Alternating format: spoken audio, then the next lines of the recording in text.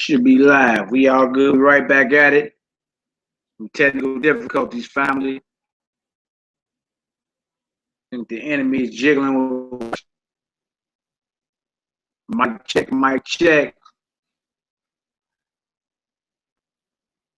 I see Alicia Edwards in the building.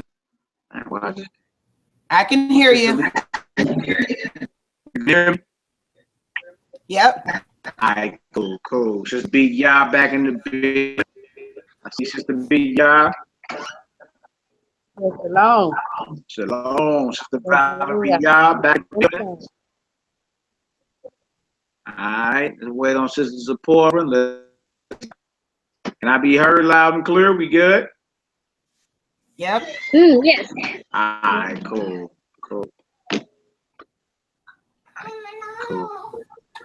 Sister Chpater. Talking about, girl. People crying.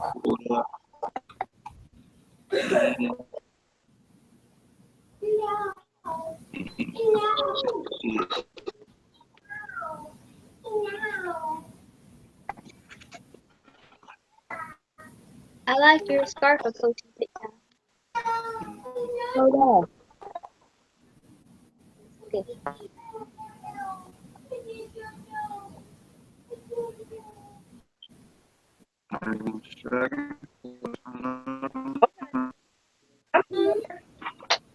Welcome back. Chpater in the building. Okay, we all good.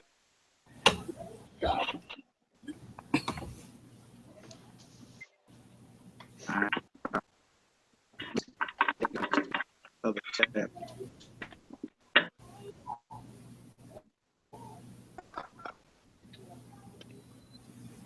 Should be cool. Sister Chpater, all good? Yep. All right, hold on. Dang. Just lost this PDF again. PDF, well, real quick. All right, y'all, let me scroll down to chapter 8. Get back there.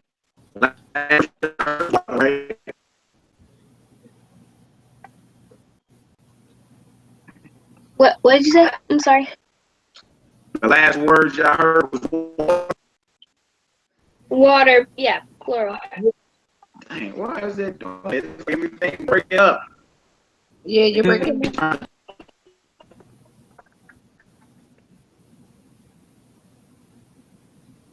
Yeah.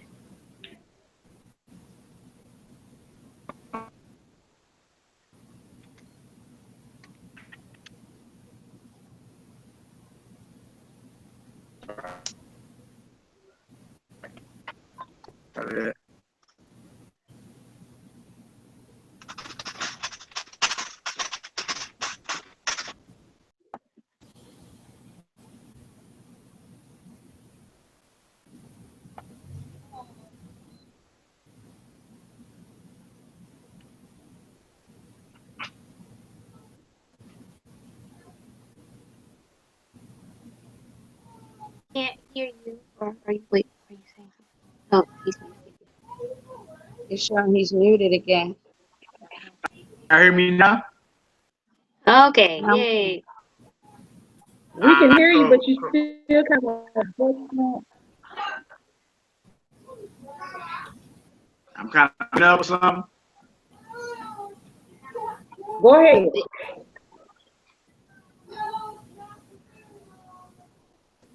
All right.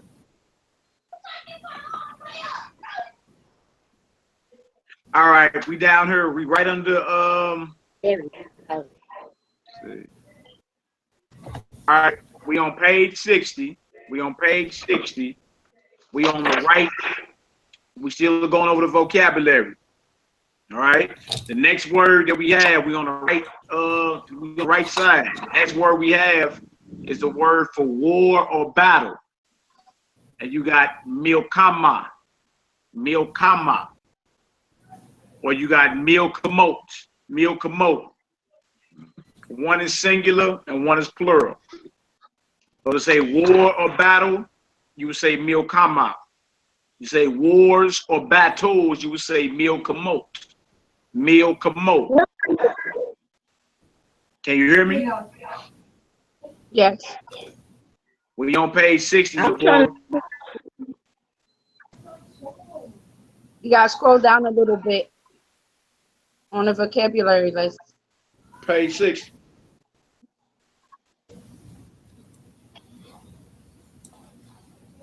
chapter 8, right? Yes, ma'am. Chapter 8, page 60. The top of page 60. Okay. Okay, so you all went over the vocabulary already. Okay. You didn't catch the other words? Yeah. We gonna have to go back over that. Okay, I thought you was in with us. Okay.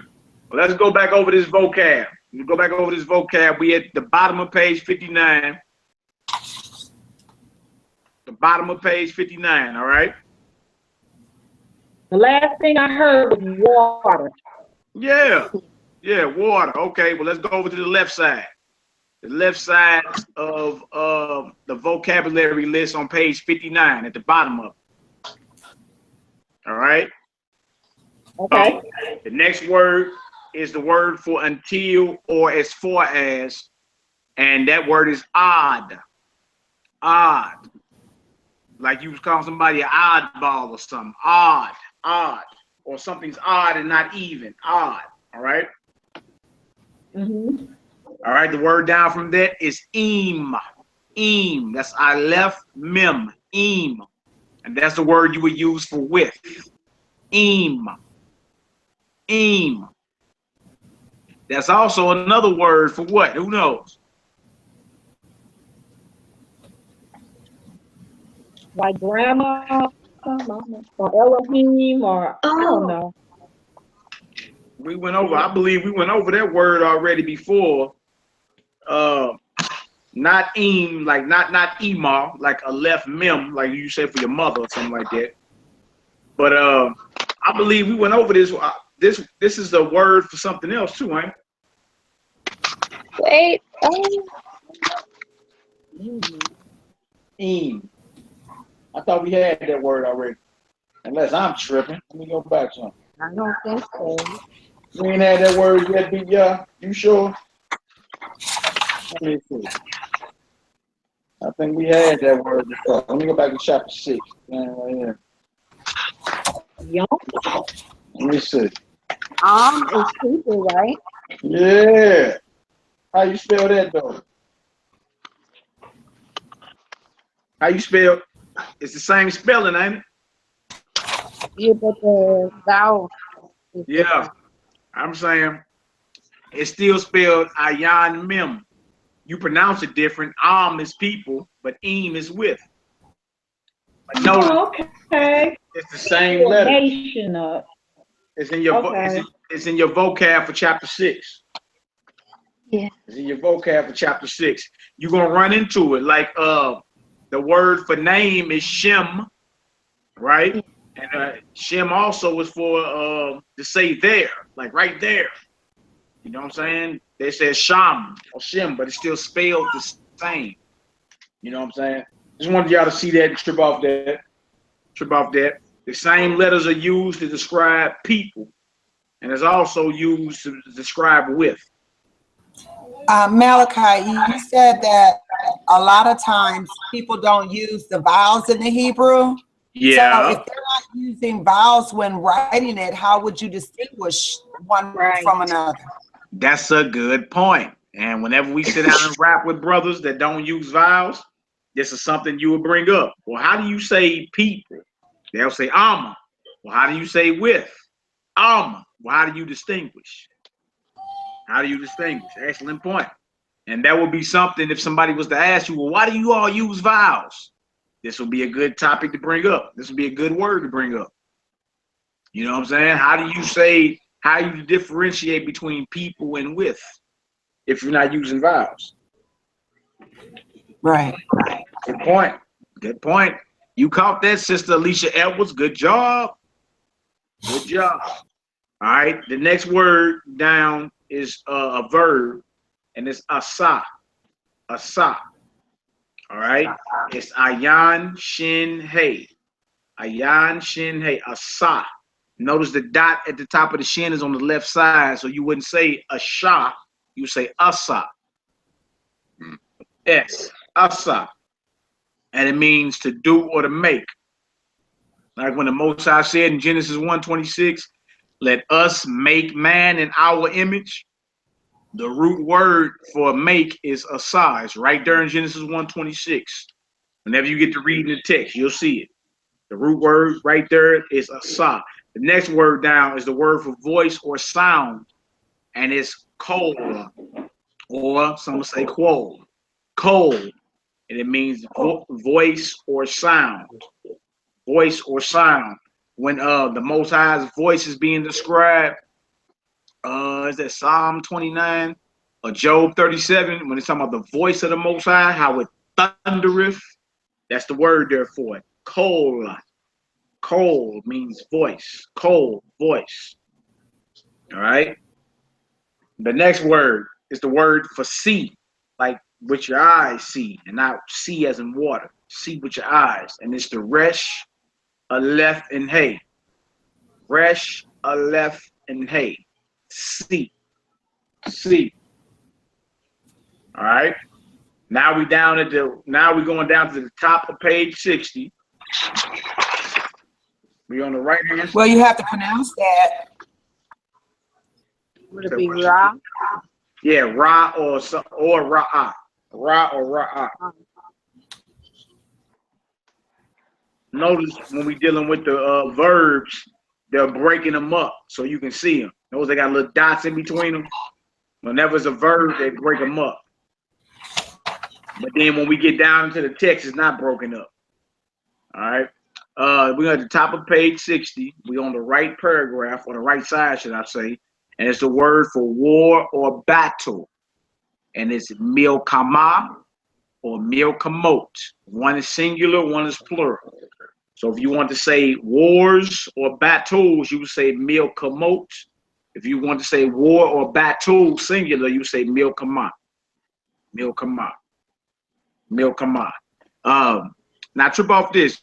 A quick jewel. If you look at milkama, right, the singular word for war or battle, if you take the mem away from the front of it and the hey from the end of it, what word is that?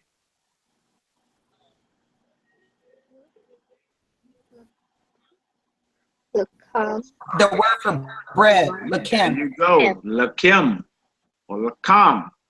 And this deep high, another jewel for Hebrew. Most wars are fought because you done took food from somebody. You know, from food or from bread. Most wars are fought because resources or bread or food is being taken away. So they go to war. No, the word for war battle actually means from bread, or from food, meaning someone's taking food from somebody. So naturally war has to arise because you have to feed your family. You understand? So milkama, or milkamo. All right, the next word down. You got the word for judgment, law, or justice. You got mishpat,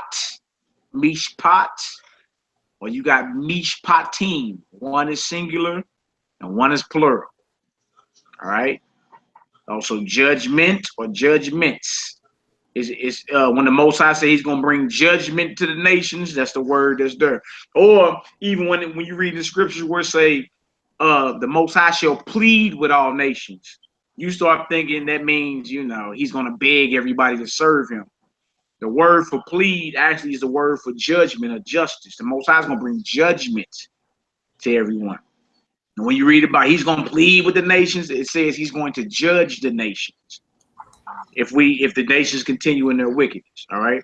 So that's mishpat or mishpatim. All right. Judgment, law, or justice. Let's go to the left side. Left side. It's the word for a gate in Hebrew, or a gate side. You got sha'ar,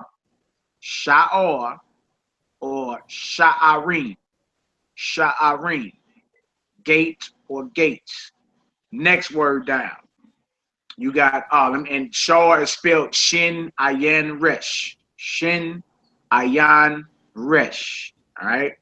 Mishpat for judgment is spelled Mem Shin Pei Tet.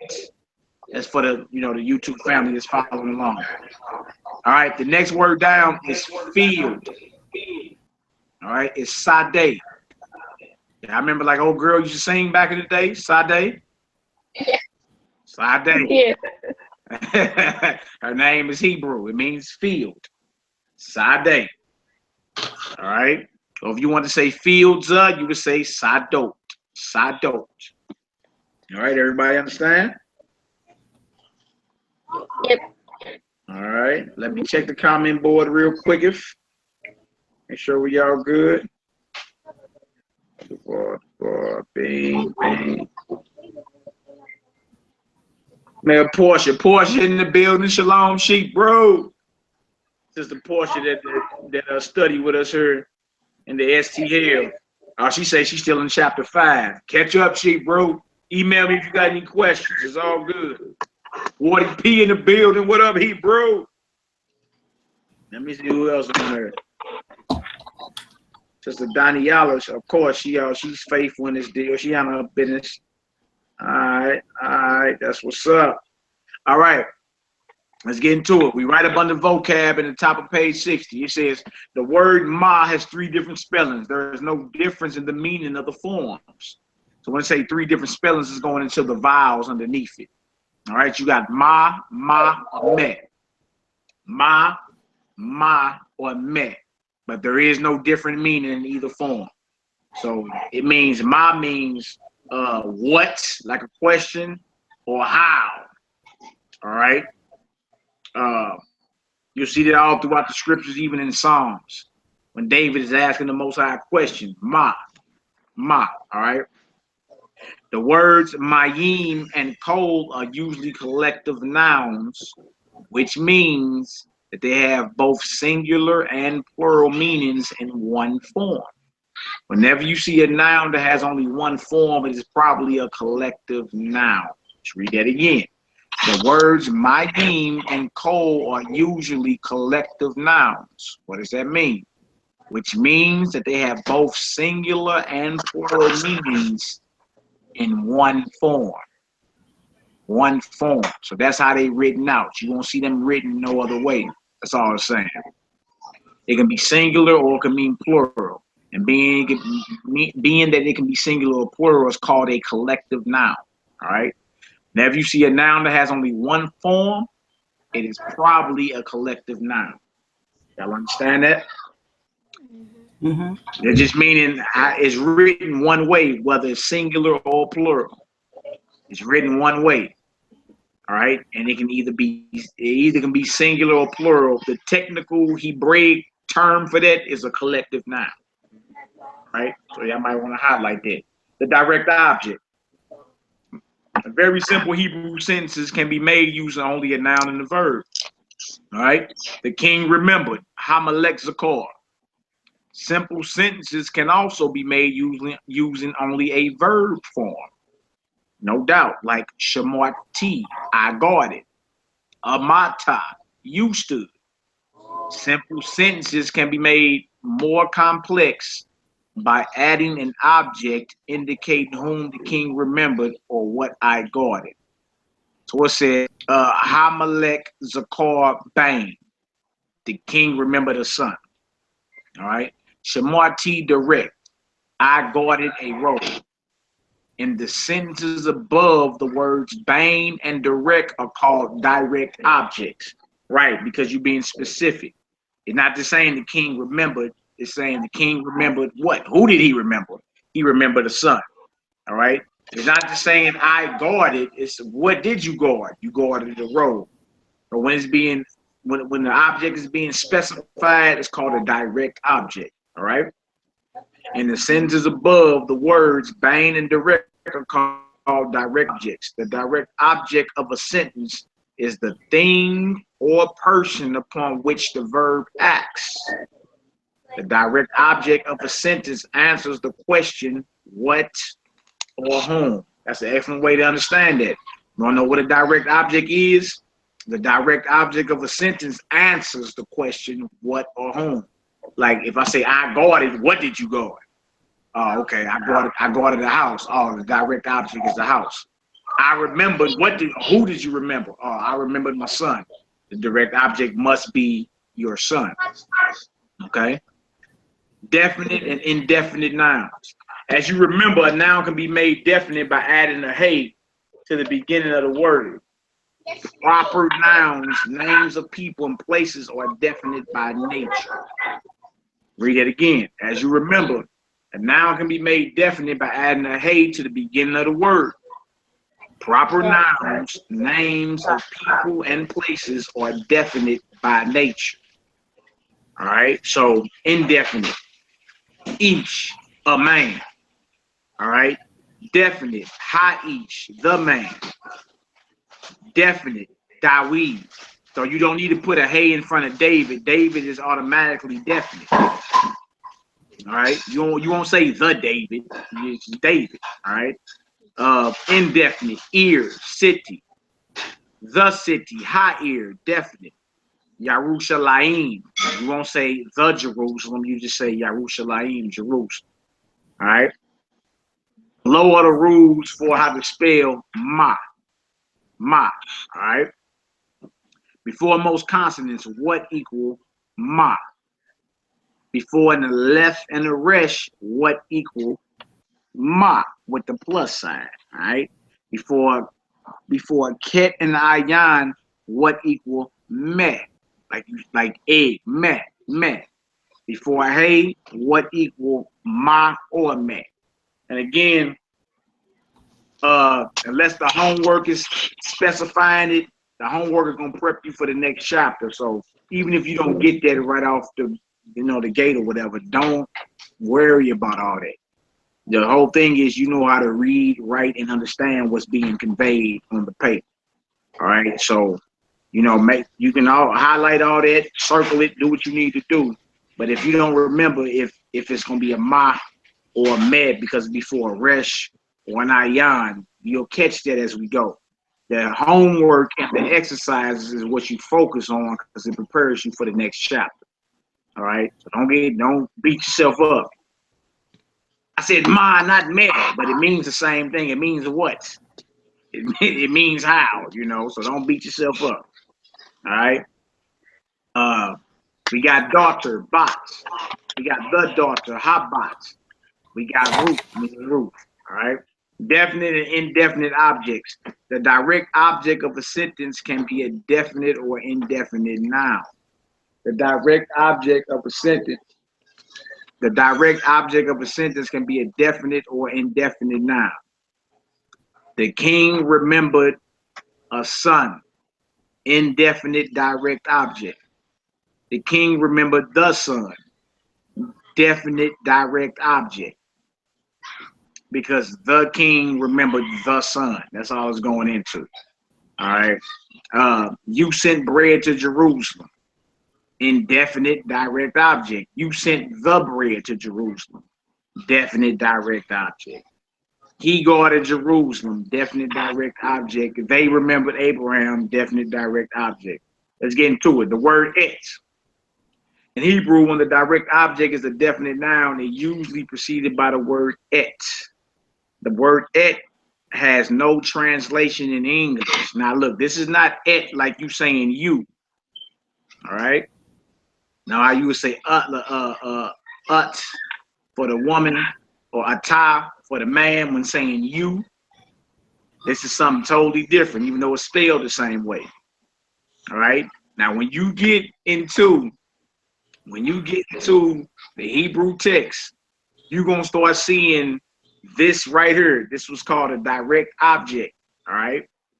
This direct object is usually preceded by the word et. The word et has no translation in English. Remember that.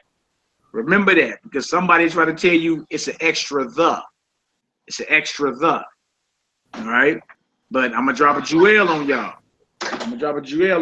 All right. The aleph is what letter in the Hebrew alphabet? First. And the tav is the what letter in the Hebrew alphabet? The last. The first and the last, huh? I can't understand you. You got, can you hear me now? Can you hear me speaking? Can everybody else hear me? Yes. All Really right. breaking up on my. Zipporah, can you hear me?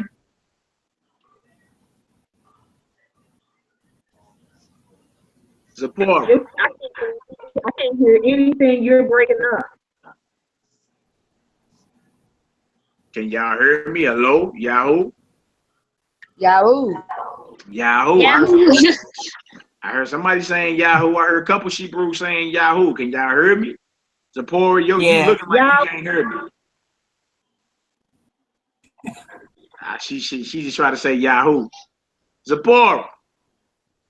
It may be that computer. I don't know. Man. Mine or not. Sister Alicia Edwards, can you hear me? Yes. Sister B. Yah, can you hear me? Yes. Sister Valerie Yah, can you hear me? Mm-hmm. Indeed. Sister Zipporah, I think it's your computer, bro. I think it might be your computer. But I couldn't even hear what you was breaking up.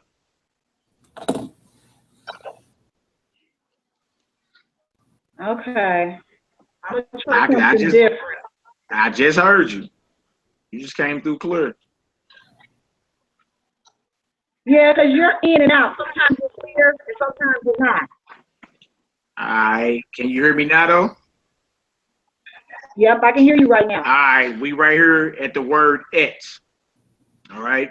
Now, this is also used to describe, like to say you. You see et, it can mean you, masculine, or we say atah, or ut, which means you, feminine. Atah, you, masculine. This right here has nothing to do with that. This right here is just the word et. And once you get into the Hebrew text, when you start reading the scriptures in Hebrew, you're going to see this all over what's called the Old Testament in Hebrew, saturated in it. All right. Now, the crazy part is this just said that it has no translation in English. No translation. All right. Some folks try to say it's an extra the, but how do you say the in Hebrew? Who knows? Ha. Ha. Ha is how you say the. Like by Hashem, in the name, right? Ha is how you say the. What position or what letter is the left in the Hebrew alphabet? The left is what letter? The first is the first letter, right? And the tav is what letter? The last. The last. Wow. Wow. Let that sink in for a minute. All Let right. that sink in for a minute, all right? Because Alpha and Omega. there you go. You caught it. You caught it. Because the Messiah, remember, in the beginning was the word. All right. If you got Aleph and you got Tav, that's dealing with the entire Hebrew alphabet. That's Aleph through Tav. All right. That's all the letters. And letters make up words. Okay. So when you reading this, when he say the volume of the book is written of me, when he say I'm the first and the last, and in the beginning was the word, and the Hebrew equivalent for Aleph is Alpha, the Hebrew equivalent for Tav is Omega. You see that? So he letting you know I'm the first, the last, the beginning, the end. I'm the word of the Heavenly Father. Right? And letters make words. And you learning the letters of the Hebrew language. In essence, you learning about the Son of the living power, or the Son of the living air. You see what I'm saying? So when you get to read this, when you get to read this Hebrew text, you're gonna be seeing it all over the place. It all over the place. All right? You're gonna be like, dog, look at that. It'll say Genesis 1:1, Bereshit bara Elohim et. Remember the Sabbath day and keep it holy. It'll say Zakor et Yom HaShabbat Laquachu. Like every word in the scriptures, et. Mighty funny it says it has no meaning in English, right? But when you get into the text and start seeing this everywhere, and the Messiah himself tell you, I'm the first and the last. I'm the Alpha and the Omega. I'm the beginning and the end. Right? What he's saying is I'm the Aleph and Tav. You see? Blew my mind when I started reading the text. I'm like, wow, that's deep. For him to say that, you know what I'm saying? And then for us to start studying the language, and it's all over the place to where they can't even tell you what it is. It's just there. All right? Well, let's get into it, though. In Hebrew, when the direct object is a definite noun, it is usually preceded by the word et. The word et has no translation in English. It is simply used to mark direct objects when they are definite. The word et is sometimes spelled eight. We use the more common spelling et. The word et helps you find the definite object of a Hebrew sentence. When the direct object is not definite, the word et is not included. All right. So the king remembered the son. That's indefinite. It says Hamelech Zakor Bang. All right. The king remembered the son. It says Hamelech Zakor Et Habang. All right. So its clue is to show you that it's something definite. It's something definite in the sentence. All right. You sent bread to Jerusalem. Shalakta Lakim Li Rushalayim. You sent the bread to Jerusalem.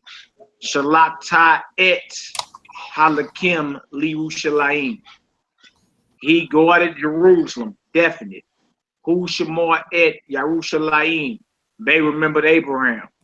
Definite. Haim Zakru et Abraham. The word et in Hebrew sentences. If a sentence has more than one definite direct object, the word et precedes each one. So each definite, it precedes each direct object. All right. So it says if a sentence has more than one definite direct object, the word et precedes each one. Abraham shalak et ha'ish wa et ha'isha wa et hanaor la'ir. So Abraham sent the man and the woman and the young man to the city. Oh, okay, yeah. Since the words in Hebrew sentences can appear in any order, the word et helps make complicated sentences easier to understand and translate. Don't come out that room no more. Go back in that room. You just used it. Go back in that room. Go ahead, man. Come here. Come on, man. Don't come out that room no more.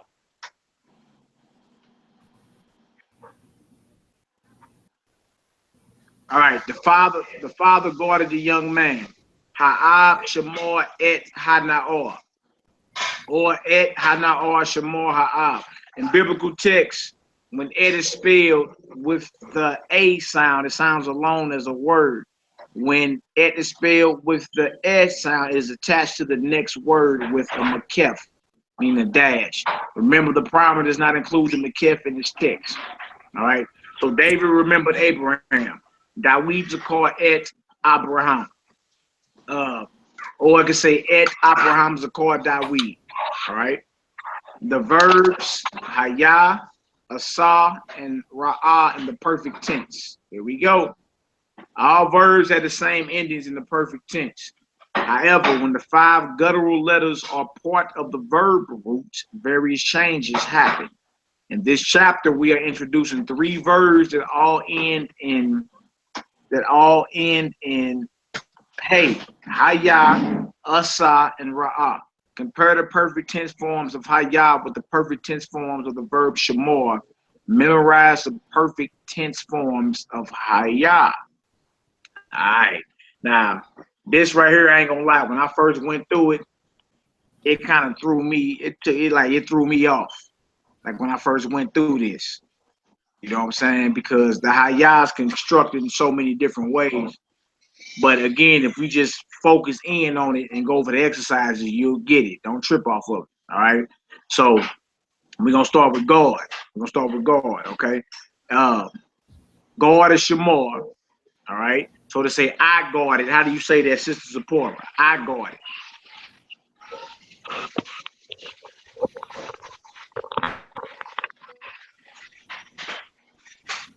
Can you hear me, Sister Zipporah? Sister Valerie, how do you say I guard it? Shamarti. Shamarti. To say I was, using the verb hayah, I was. Who want to take a crack at that? Beat Yah, how would you say I was? Haiti. Haiti. Good job. Haiti. Haiti. All right. How do you say you guarded, Sister Alicia? You guarded masculine. How you say that? Shamarta. Yep. How would you say you were masculine singular? Ayita. Good job. Good job. Good job. All right, Sister Zipporah. Okay, you can hear us. How do you say you guarded, but you talking to a woman? You guarded.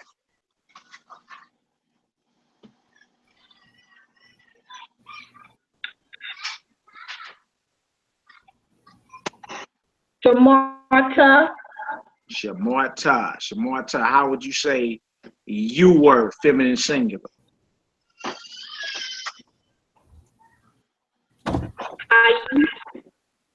Hayit. Yep, there you go. There you go. All right, how do you say he guarded? Sister Beat Yah, how would you say he guarded? You would say he Shamar. All right, now how would you say he was? Yeah. Hayah, he was. All right. How do you say she guarded, Sister Alicia Edwards? How do you say she guarded? Shamara. There you go. There you go. Now, how would you say she was? Hayita. Is that a sheaf underneath that? Yeah, you said Hayita. Hayita.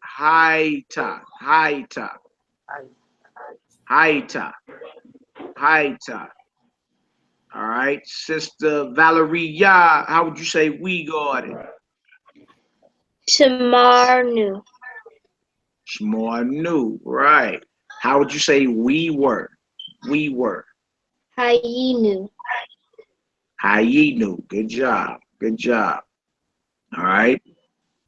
Sister Beat Yah, it's on you, Shebrew. How would you say you all guarded talking to men? Shamartam. Tim. Okay, how would you say you were or you all were?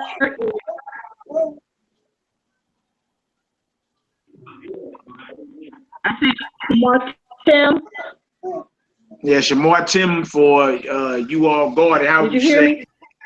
Yeah, I can hear you. You were. How you say you were? Plural. That is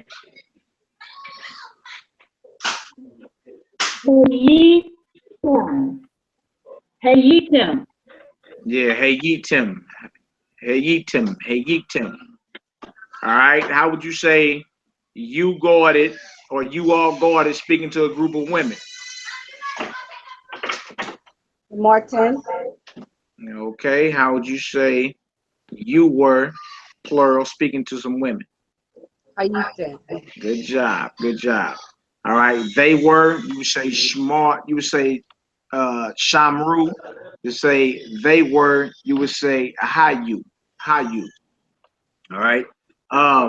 Notice that it's two yods in between all that for the most part of them, when you doing the Hayah and the construct. There's two yos in between all of them, except for he was singular and she was, and then the last one they were. Everything else has two yos in between the hey and the, you know what I'm saying, the next letter or whatever.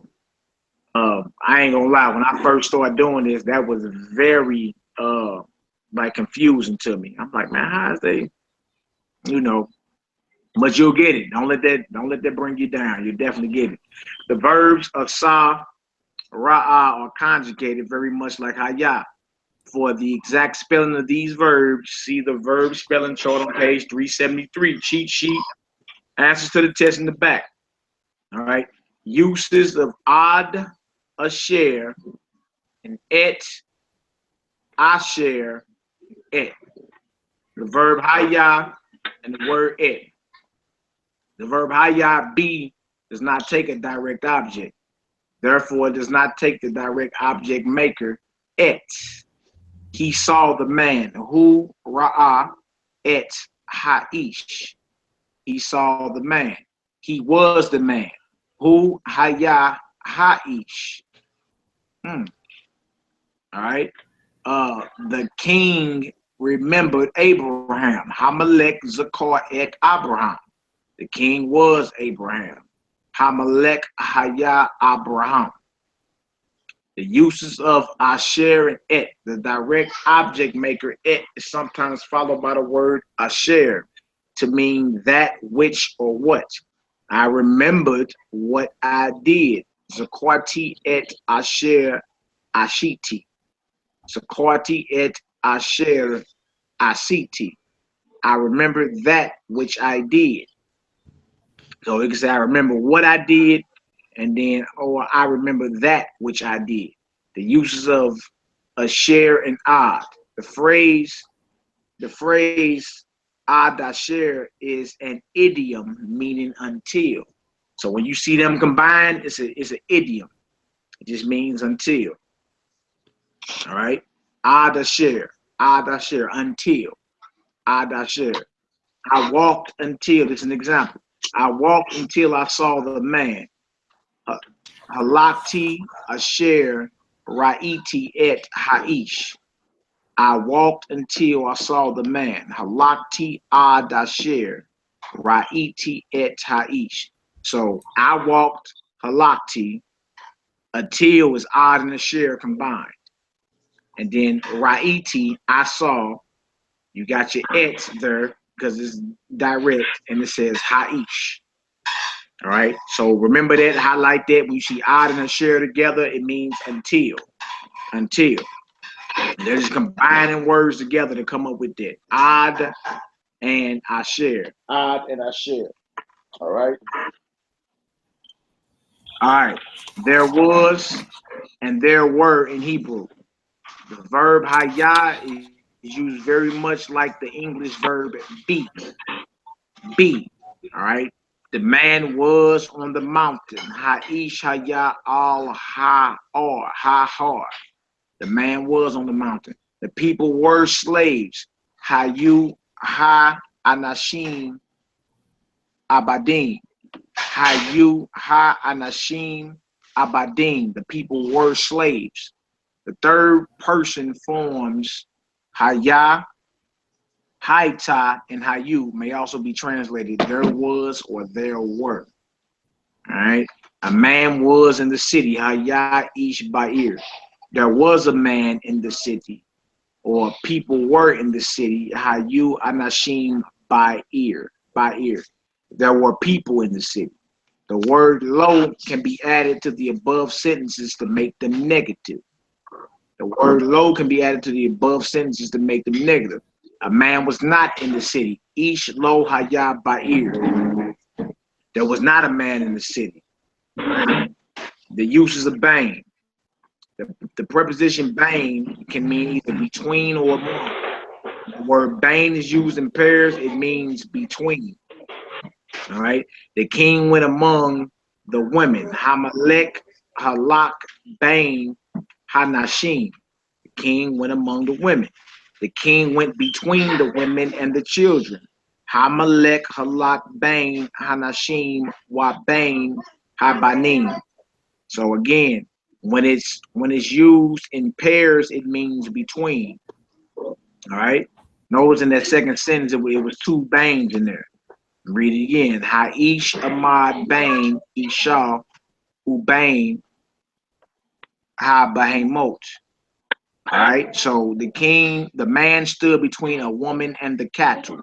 Since budded, Hamalek Halak Bain Hanashim Ubain Habanim. The king went between the woman and the children. All right. Translation. Good Hebrew is not necessarily good English. Remember that.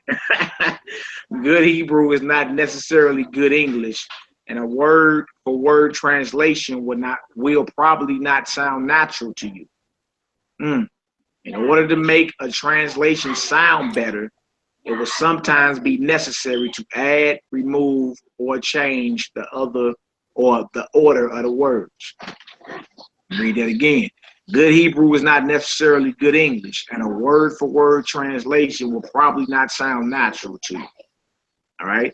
In order to make a translation sound better, it will sometimes be necessary to add, remove, or change the order of the words.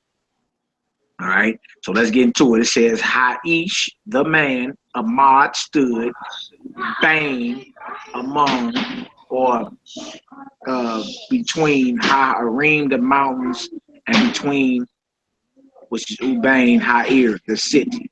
So the man stood between mountains and between the city. The man stood between the mountains and the city. I walked to the house where I reside there. I walked to the house where I resided. Halakti el habit ashar yishabti sham. All right. Down here, no were women in the field. All right. So you got lo ayu nashim basadeh. No were woman in the field. That sounds crazy, right? But if you rearrange, it says there were not women in the field. All right. Lo hayu nashim basadeh. But again, when you get into it, sometimes once you translate it, the thought that's conveyed usually is the right one. Like you wouldn't say no were a woman in the field. You naturally gonna say, okay, that says no, and that means there were, okay, and that means women, and that means field.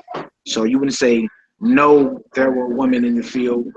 No were women in the field. You wouldn't say that. You would naturally say the last one. There were not women in the field. But it's good they said that because it lets you know good Hebrew is not necessarily good English. It's all about the thought that's being conveyed. All right? That's what it comes down to. All right? We got exercises now. Let's get into it. Let's flex our mental capacity. Identify each of the following nouns as definite or indefinite. Okay. And translate. All right? Definite or indefinite and translate. We're going to do this first one together. All right? Remember, it's definite if it's a person or if it has a hey in front of it. All right. It's indefinite. It's indefinite, meaning it's not specific. If it's just saying something, like if it's just saying road. If you gotta ask which road or voice, what voice, then it's indefinite. It's definite if it's the name of a city or name of a person, or it has a hey in front of it. If it said high direct, then it's definite. The road. All right. City, ear is indefinite, but high ear, the city, definite. All right. So let's get into this. All right. We're gonna start all the way over at 19.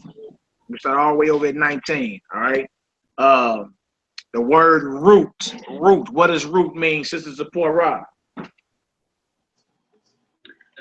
That's the name of Ruth. Mm-hmm. It's the name of Ruth. Right. And is it definite or indefinite? That's definite. That's definite, right? That's specific. That's a person's name. Y'all go sit down. Don't get back up till y'all done eating. All right. All right, number 20. Number 20, Sister Valeria. What's the name? What's its translation? And is it definite or indefinite? Ha-Misha. The family and it's definite. You want me? Nah, that was Sister Valeria. Sister B.Y. 21. It's on you. Deborah, Okay, and that would be definite. that's good job. Good job. Sister Alicia Edwards 22. It's on you. It's Isha, that's woman, and that's indefinite. Good job. 23. Sister Zipporah. It's on you. David. That's definite. No doubt. No doubt. 24. Sister Valeria. It's on you. Moab and definite. Good job. Good job. All right, Sister Beat Ya 15. It's on you. My bad. Let me scroll up. I'm tripping. 13. 13. Sister Beat Ya is on you. Mitzrayim, and it's definite. No doubt. Number 14. Number 14. Sister Alicia Edwards is on you. Ayin, people, definite. People. Yeah, people. People. Yeah, is that definite? Should I have? Maybe if it said the people, it would be definite. But it's still people. I know, but you naturally would ask which people. Which people you're talking about? Yeah. Right. So that would be indefinite. That would be indefinite. 15. Okay. Sister Valeria is on you. Debar, word, and indefinite. No doubt. Sister Zipporah 16. It's on you. Me? Yes, ma'am. Ha-Behemoth. Mhm. That's animal or cattle. That would be indefinite. Now, that's Ha-Behemoth. That's the animals. It's a hay in front of it. That will make it definite. That will make it definite. Oh, that's what it is. Okay. Yeah. All right. Okay. Sister Beat Ya, number 17. It's on you. Erect, that's land, and it's indefinite. No doubt. No doubt. Sister Valeria, 18. It's on you. Hayir, meaning the cities, and definite. Definitely. Okay. Sister Alicia Edwards, number 7. It's on you. Ma'im, and that's water. It's indefinite. Good job. Good job. All right. Sister Zipporah, number 8. It's on you.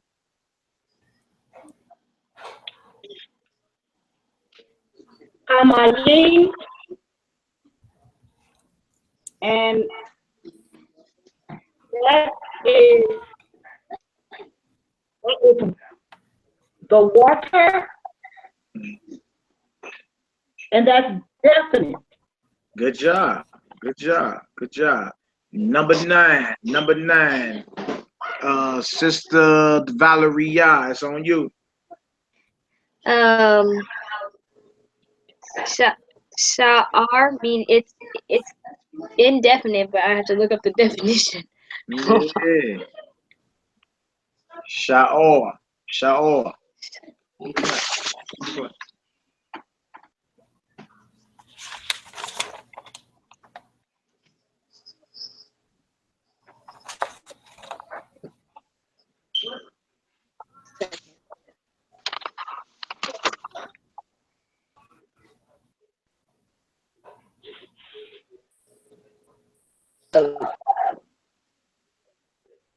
No.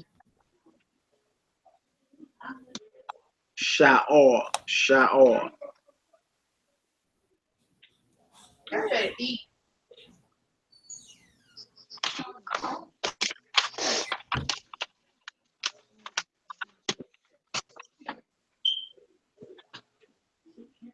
Hey, y'all stop doing all that talking to eat y'all food.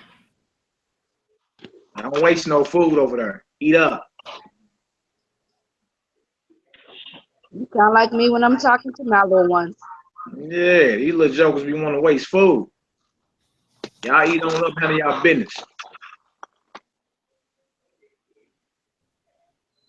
Sha'ar. What's Sha'ar, Sister Valeria? What is that? Who want to help her out? What does Sha'ar mean? Gate. Yeah, it means gate. It means gate. All right. Gate. Yeah, gate. Oh. Yeah, Sha'ar, gate. Gate. All right.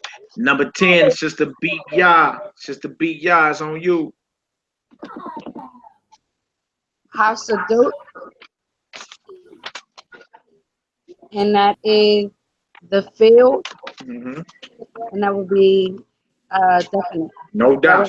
Sister Zipporah, number 11, it's on you. Yerushalayim, and that is a definite.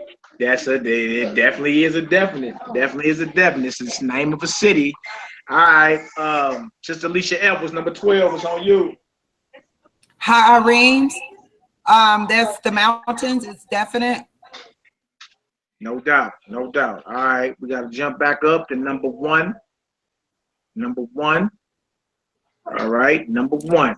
All right. We got the word for, what is that? Number 1, Sister Valeria. Number 1. What's that word? And is it definite or indefinite? And that is voice or sound, and it's indefinite. No doubt. Number 2, Sister Alicia Edwards, is on you. Hakol, and that's the voice, so it's definite. No doubt. Number 3, Sister Beat Ya, is on you.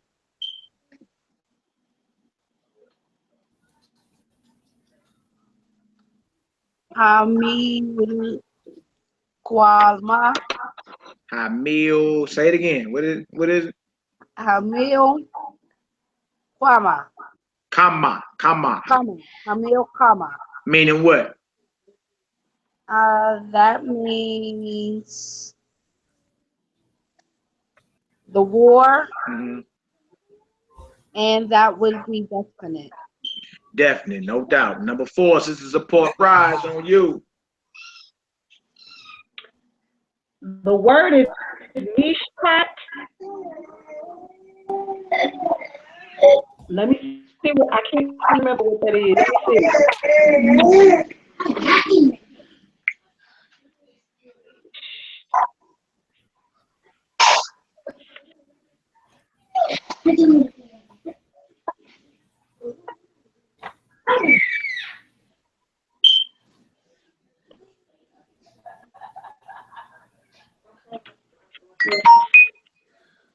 Yeah, Sister Daniela, Tell me, we Malachi. had 2 girls make the same sound, bro. Make the same sound. My bad on the delay. I was talking to somebody on the comment board. But go ahead, Sister Support. I can't find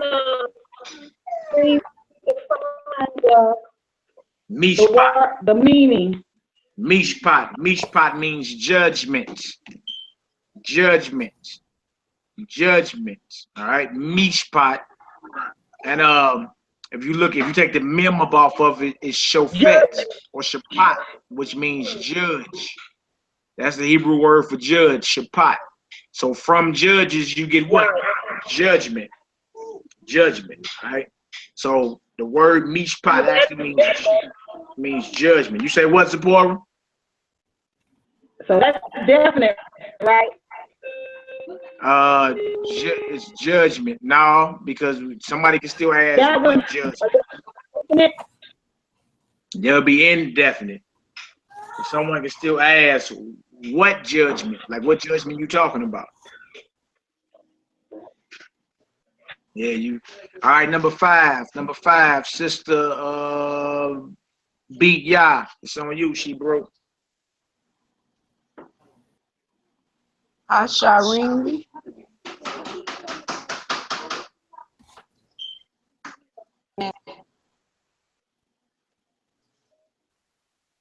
That would be the gates. The gates, that's right. What is that? Definite. Right. All right, number 6, Sister Valeria, is on you.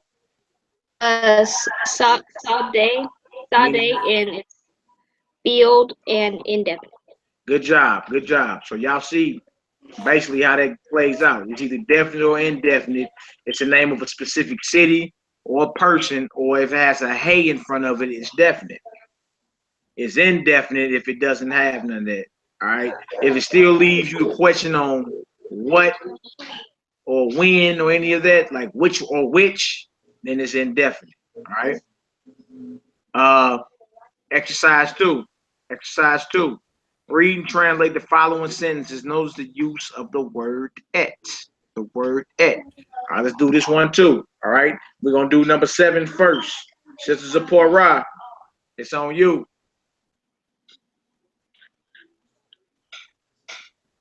Okay. Akata, it, halakem. Right. That is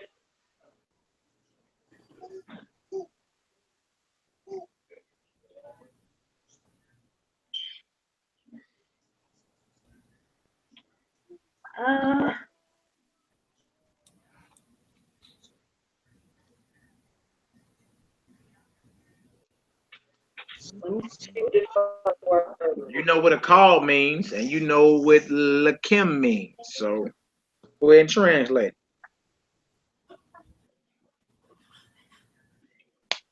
And remember that ed is not a you. That ed is not a you. Okay. It's used before a direct object. And you're gonna see that all throughout the Torah. You're gonna be seeing et. And what you're gonna notice is Alpha and Omega, first and the last, is all throughout the Torah. That's what the Messiah said he is. I am Alpha and Omega, the first and the last, the 11th and the 12th. All right.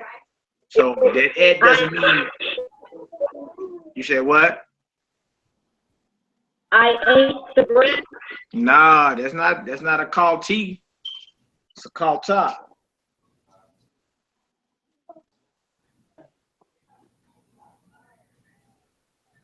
Okay. You ate the bread. You ate the bread. You ate. There you go. You ate the bread, and you're talking to who? A female or a male?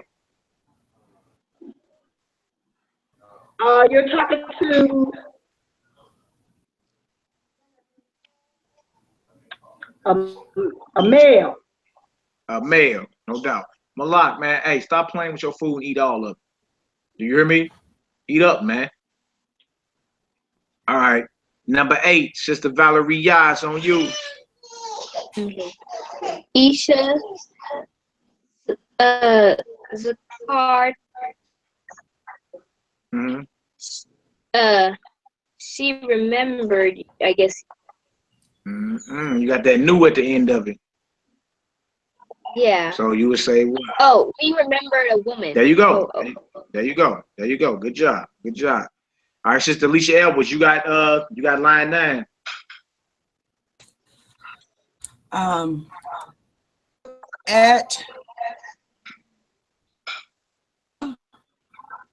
We Look at remembered a field.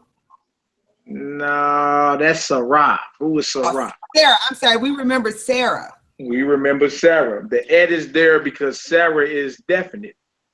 It's a specific person. See that? So it's the Carnu et Sarah. I seen you been doing your homework though, Shebrew. You done missed a few classes, but you've been on it, huh? I didn't miss. I've been watching afterwards. I just be late. Oh, okay. You been late. Okay, my bad. My bad. Don't let me not bear false witness. Let me not bear false witness against you. My bad. My bad. All right, Sister Beat Ya, number 10. It's on you, Shebrew. Come on home. At Sarah, wa at Ruth, Zakarnu. We remember Sarah and Ruth. Good. There you go. There you go. So even though it's backwards, you see et Sarah wa et Ruth Zakarnu. Say Sarah, Ruth, we remembered. you know, in English we would say we remembered Sarah and Ruth.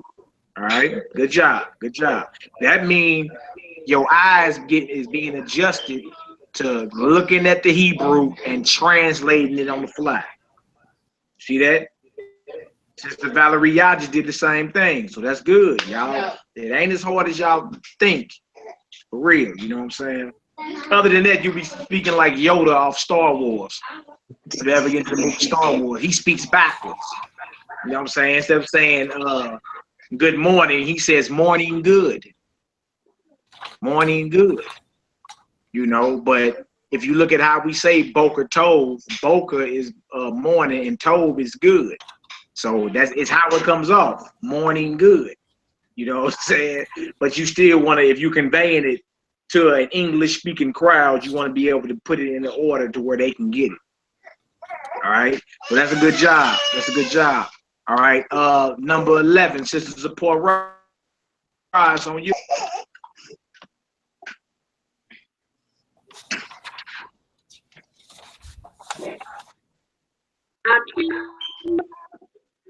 Shalakti. Akeem Shalakti. That means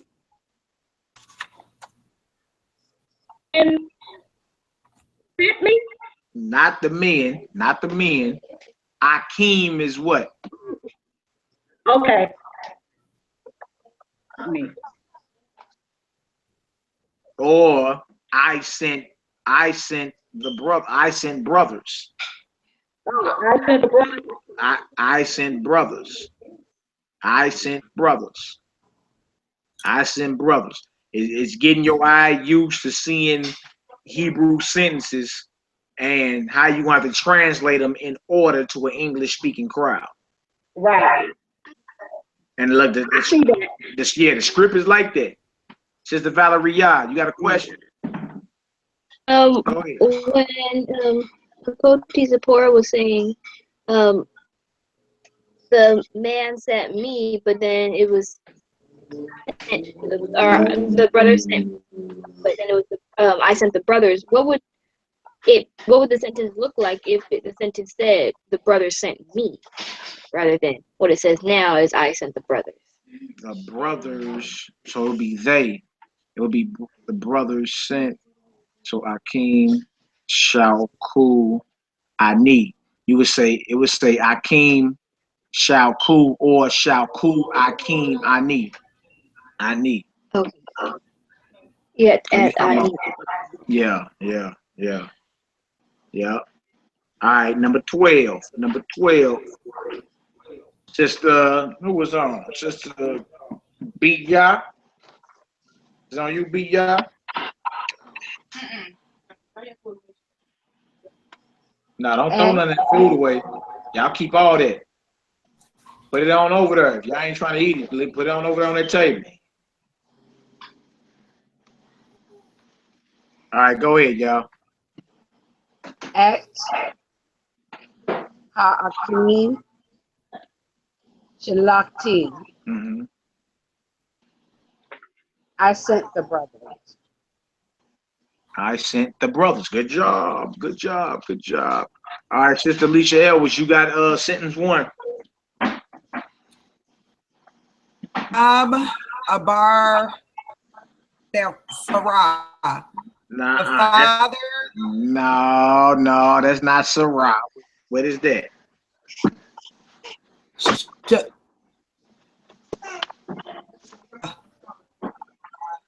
Sadah.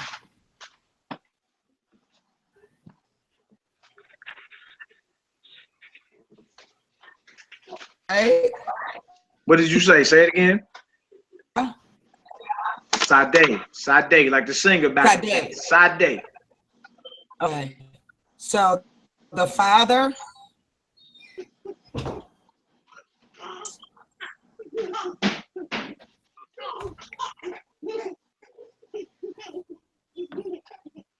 Stuck on a bar. I know it.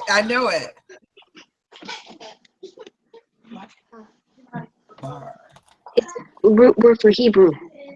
Passed over. Yeah. No. No, a bar. A bar.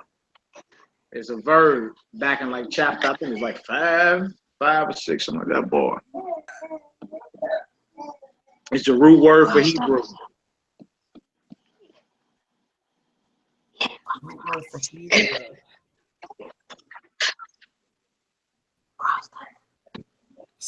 Served? No, that I beg. A bed is to serve. A bar is to cross over. Oh, Cross over. The father crossed over a field. Good job. Good job. Good job. All right. Number 2, Sister Zipporah, it's on you. Ha'ad. Lord. Tell them they ain't got it. They ain't need the rest of their food. They can just. Hashari. Yeah, peace out. The father.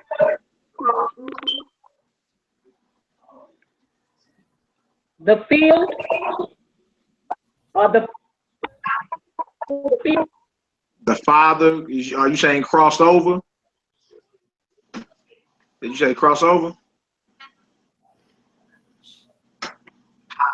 Crossed. The field. Good job. Good job. Good job.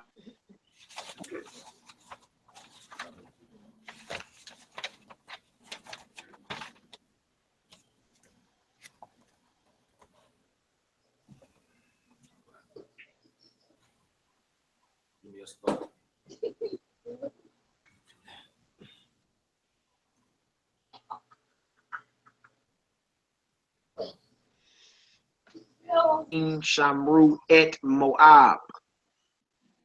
Check your connectivity. Thank you. Can y'all still hear me? Yes. Okay. I don't know. I think they jiggling wires, y'all. But I'm on number 5. Ha-anashim Shamru et Moab. The men guarded Moab. The men guarded Moab. And number 6 is the Kalta Lakim. You ate bread. All right. Homework exercise number 3. Exercise number 3. All right. It says read the following sentence aloud, adding et where necessary. And remember, et is a signal to show something that's definite. Y'all know what is definite. You know, if it's the name of a person, a specific person or place, or it's something that has a hey in front of it, you will put the et before it. All right. If it doesn't, then you won't put the et. All right. You won't put the first and the last or the alpha and omega. They're left top. Okay. So that's homework for you. Number 3. Again, if you got any problems, just go back up into the chapter. It's self-explanatory. All right. Write all the perfect tense forms of the verbs malak and haya. Include the appropriate subject pronouns. Read each form aloud and translate. So y'all know what it means by the appropriate subject pronoun, right? Sister Valeria, what's an appropriate subject pronoun? Who for and he. Yeah, like you would say a ta for you, a naknu for we. All right. So as you constructing it to say like I ruled, which is malakti, you put ani in front of that. Ani malakti. You rule ata malakta, right? So it's just saying apply the appropriate pronoun while you're constructing it. All right. Now that haya is gonna be difficult, all right, but just going back up into the chapter and check it out. Check out each way they construct haya. Whether it's you were, I was, he was, she was. You know, just going back up there. And I ain't gonna lie, that was very difficult for me the first time I went through this a couple of years ago. I was like, man, dang, that's difficult as a mug. But you'll get there. Don't even worry about it, okay? You'll get there. So that's homework 2, exercise number 4. Write all the perfect tense forms of the verbs malak and haya. Include the appropriate subject pronouns. Read each form aloud and translate. And then here you go. Once we do number 5, We gonna do number 5 together, all right? And this will give you a feel for it. I'm gonna do line 1. Shamorti, I guarded. Hayiti, I was. Hasiti, I made. Raiti, I saw. Halati, I went. Saparti, I remembered. Shamati, I heard. All right. Line number 2, Sister Alicia Edwards, is on you. I knew you was gonna pick on me. Shamarta, I heard. No. That's not. Yeah, it is. Number 2. Number 2 is not. That's not a T. That's a Shamarta. I said So what is Shamarta. I know, but you said I heard. Oh, I guarded. No, I guarded is number 1. There you go. It's you. Mm-hmm. Okay. And Hayita, and it's you were. Good job.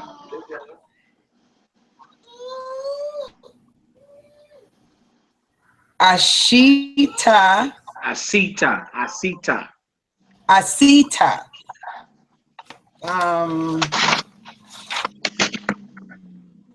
I gotta look that one up. Mm-hmm. Asita.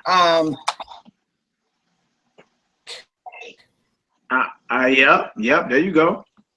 Okay. Little baby. Mm-hmm. And that one is you see. Right. Or you saw, you seen, right? Go ahead.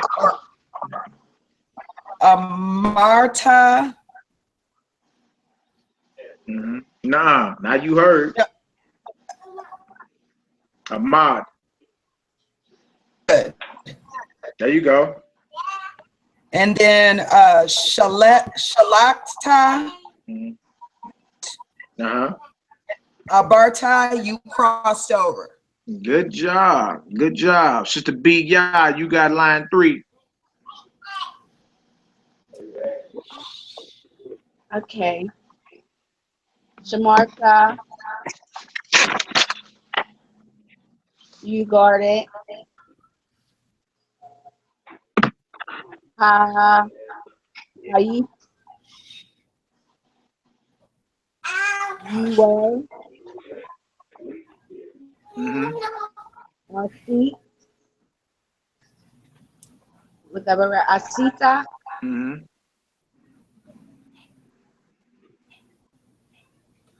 you made. Mm-hmm. For that ass. Raita, Raita would be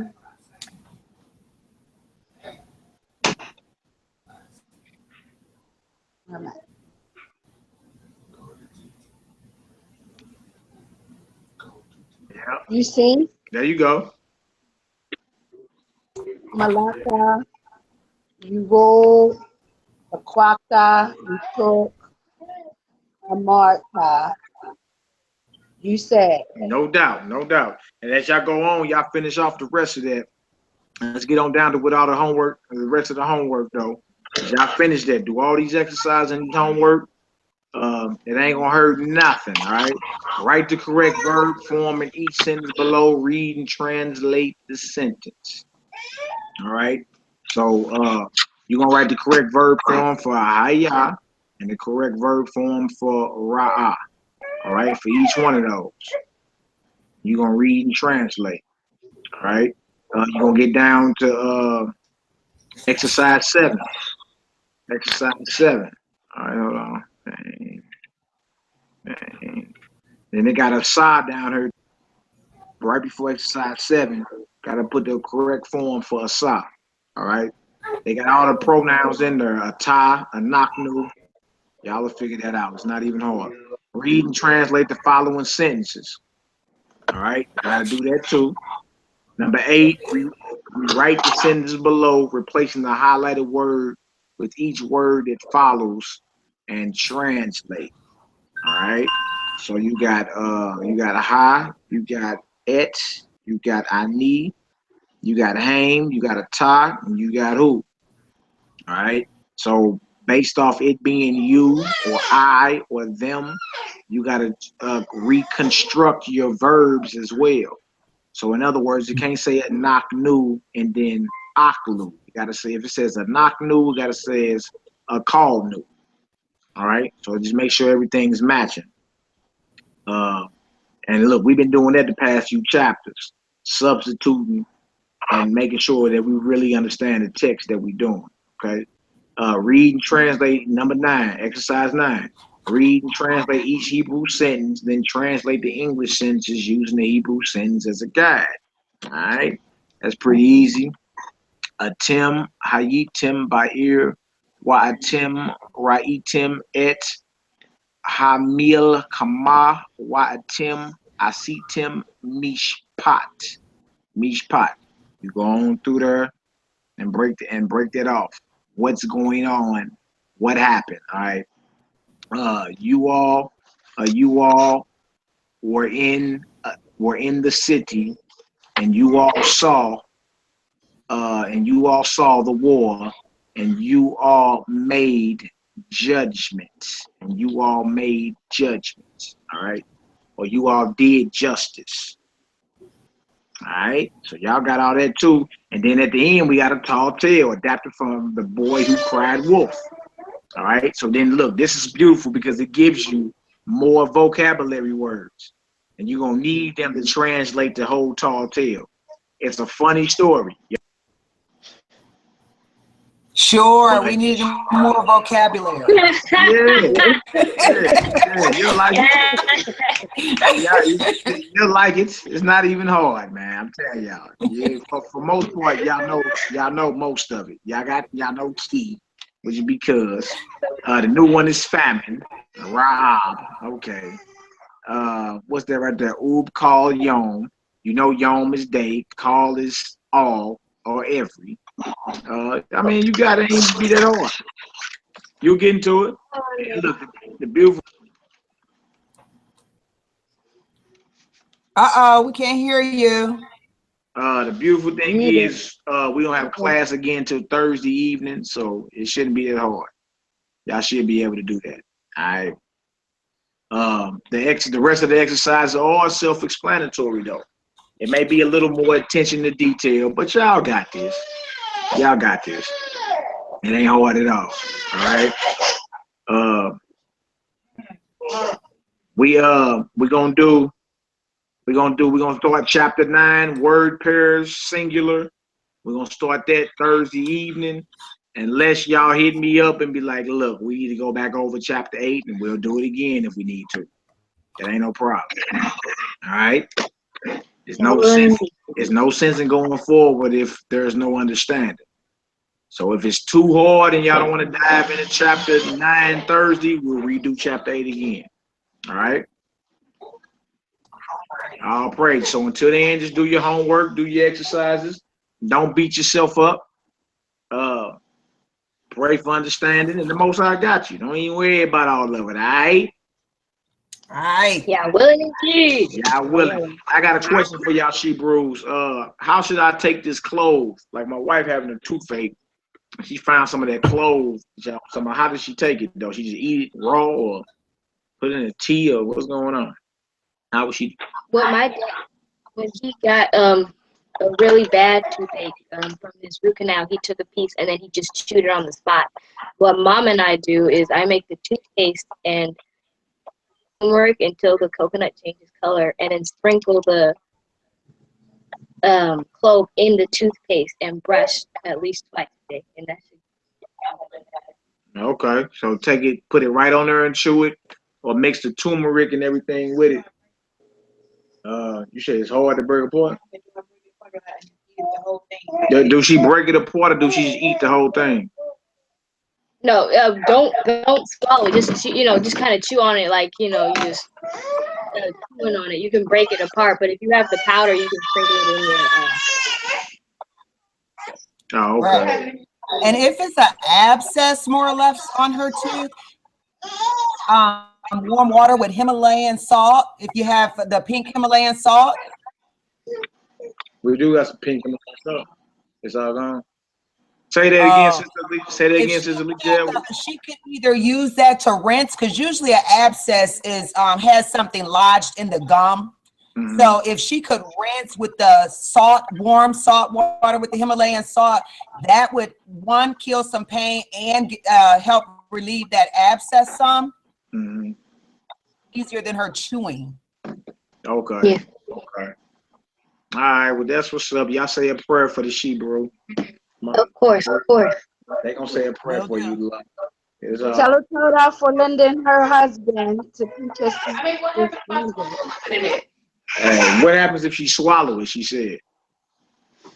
Oh, that's no big Okay. thing. It's like it's just won't be pleasant. You know, it's like swallowing like some garlic. Yeah, It's she not. said A it's little just gonna be spicy. pleasant. It's like garlic. It's gonna be like garlic or whatever. And then Or Coconut it's, oil it's natural, just not pleasant. That's all. So, really good too for pain, and for her to put on there to soothe her at night when she's sleeping. Mhm. Coconut oil on there. Okay. All right. Well, we're gonna try all of the above. We're trying to make something happen.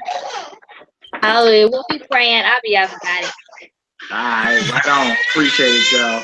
I appreciate it. Well, look, until next time, Thursday evening, 7 p.m. Central Standard Time. And again, if we got to go back over chapter 8, so be it. If not, y'all want to roll into chapter 9, let's do it. However y'all want to do it. All right, y'all. Shalom. Most High be with us all. Yahoo. Shalom. Yahoo. Yahoo.